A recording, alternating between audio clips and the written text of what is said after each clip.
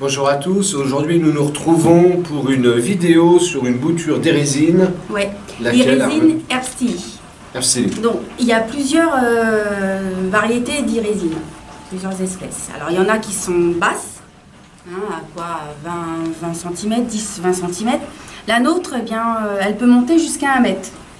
Alors on a décidé de la faire parce que, déjà par son feuillage et parce que beaucoup de gens nous demandent comment garder cette jolie plante. Parce que c'est pas évident. Alors, elle est considérée soit comme une annuelle, soit comme une vivace, suivant dans quelle région vous vous trouvez. Mais aussi, c'est une très belle plante verte. Elle peut être considérée comme une plante d'intérieur. Oui, surtout d'intérieur. Voilà. Là, on voit bien les couleurs. Hein.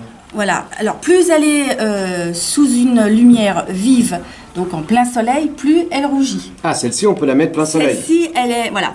Elle aime l'arrosage modéré. Hein. Quand le pot est sec, comme là, si Dominique s'approche, il voit que le pot est sec, ben là, il ne faudra pas hésiter à arroser. Si le pot est humide, on n'arrose pas. Comme celle d'à côté, on n'arrose pas. Voilà. Alors, nous, personnellement, nous ici, ce que l'on fait, c'est que on les renouvelle tous les ans parce qu'elle a tendance un petit peu à se dégarnir.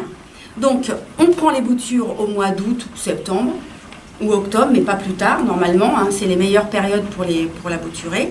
Et en fait, on fait des plants neufs tous les ans. Ce qui nous permet d'avoir des jolies plantes avec un joli port. Donc, celle-ci, à quel âge? Alors, celle-ci, elle a été faite fin août. Donc, c'est quand même une croissance lente. Hein. On se rend bien compte que là, c'est pas depuis fin août, elle a 6 mois, puisque là, on est mi-février. Elle pousse lentement. Et elle a tendance un petit peu à se désarticuler. Là, on voit, alors il y a la tige principale, et puis là, il va y avoir une autre branche, puis encore une autre. Des fois, ça lui fait des bords après ne plus... Voilà. Alors, il ne faut pas hésiter à la pincer. Alors, ce qu'on appelle pincer, c'est couper les têtes pour qu'elle se ramifie, hein, et puis qu'elle devienne, une belle potée bien ronde. Donc, par exemple, là, malgré que ça ne soit pas la bonne période, nous avons fait un essai, une bouture le 8 janvier. Donc vraiment pas la bonne période pour faire des boutures. Alors, on l'a mis à une température de 20 degrés, sous bâche, hein, donc pour avoir une humidité assez élevée. Et on voit un petit peu le système racinaire. Mais enfin, du 8 janvier au voilà, 11 voilà, ça fait un mois, c'est quand même pas... Hein, ah ben c'est... moi je trouve que c'est bien. Ouais. Voilà. Donc voilà, ces trois-là ont été faites le 8 janvier, et on voit bien, il y a quand même une petite différence. Donc là, on voit aussi là, que tu as commencé déjà à prélever. Oui. Et que ça repart après sur deux têtes. Voilà. Donc là, on va faire une bouture. Alors, on va les prendre sur celle-ci, hein, comme elle est bien belle. Donc, le principe de la bouture, c'est exactement comme sur les autres vidéos. On prend un outil tranchant. Nous, c'est toujours notre lame de rasoir parce qu'on aime bien, mais ça peut être un greffoir, ça peut être un ciseau, ça peut être un couteau. On va couper, alors on pense toujours au port de la plante quand elle va repousser. Comme tu nous as fait remarquer tout à l'heure, là on a vu que j'avais prélevé. Voilà, après une fois qu'on a prélevé que ça pousse, il faut que le prélèvement, on ne le voie plus, qu'il devienne invisible. Voilà, c'est pour ça que c'est très important de ne pas massacrer la plante. Donc là par exemple, je vais aller couper au-dessus. Là c'est simplement pour préserver la repousse de la plante. Et ensuite ma bouture, je ne vais pas mettre ma bouture en terre de ce côté-là, enfin avec ce bout de tronc là, enfin de bout de tige, pardon. Je vais aller la préparer, c'est-à-dire que je vais couper à l'intersection de la tige et des deux feuilles, juste en dessous. Une coupure nette. Je vais enlever les feuilles qui me gênent. Et le terme technique, c'est habiller.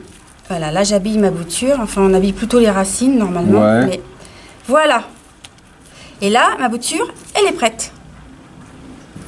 Voilà ce qui reste de du prélèvement.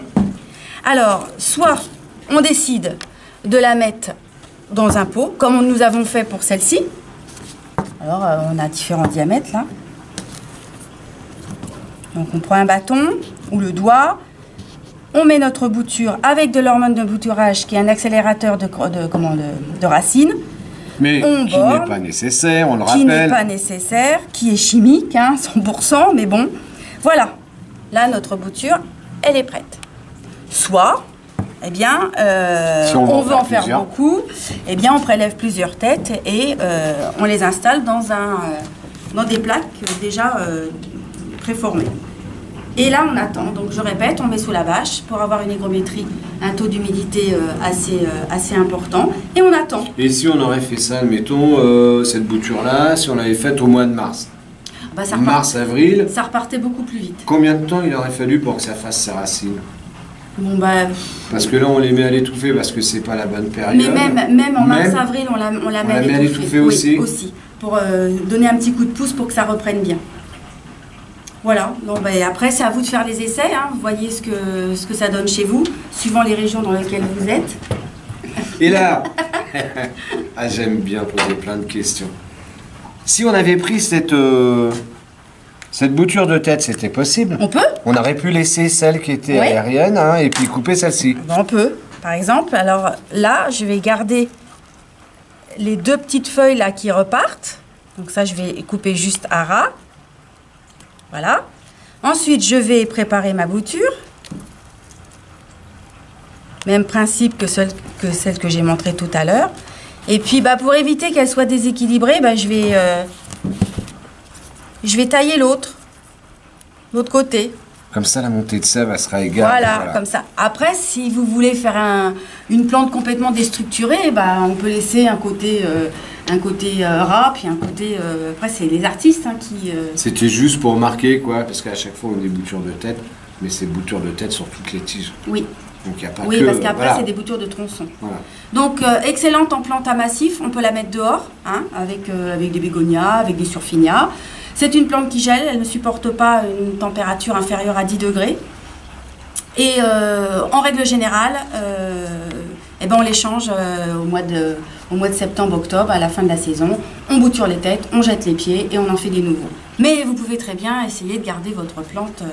Nous, le principe, c'est de les renouveler. Oui, parce qu'on doit avoir quand même à chaque fois des plantes qui tiennent la route. Alors, dernier petit détail qui est quand même pas, qui est important, c'est c'est une plante qui est sujette aux pucerons. Donc, je ne sais pas s'il y en a, mais... Bah de toute façon, on a posté comment ça s'appelle une vidéo sur l'attaque des pucerons, et ils sont là, je crois. Alors ça, c'est une véritable plaie sur cette plante. Et puis l'oïdium, alors là, c'est quand il y a un excès d'eau. Ça tache un petit peu les feuilles de gris, de blanc. Voilà. Mais globalement, voilà, les gens sont quand même attirés par la couleur. Bon, je crois qu'on a tout. Non, on a tout dit là, il n'y a aucun problème. Là, on était complet. T'as plus de questions? Non. Alors, moi non plus. Eh ben, on vous remercie, puis à la prochaine vidéo.